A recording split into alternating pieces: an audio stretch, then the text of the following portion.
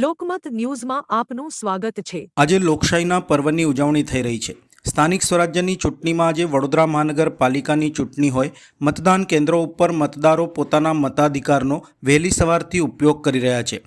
Ward number 15માં Bharatiya Janata પાર્ટીના યુવા ઉમેદવાર ઋષભ કામદારે લોકશાહી પર્વમાં મતદાન કર્યું હતું। ઋષભ કામદારે સહપરિવાર સાથે રાજીવ ગાંધી સ્વિમિંગ પુલ ખાતે મતદાન કર્યું હતું તથા લોકોને પણ લોકશાહીના પર્વમાં સહભાગી બનવા મતદાન કરવાની અપીલ કરી હતી।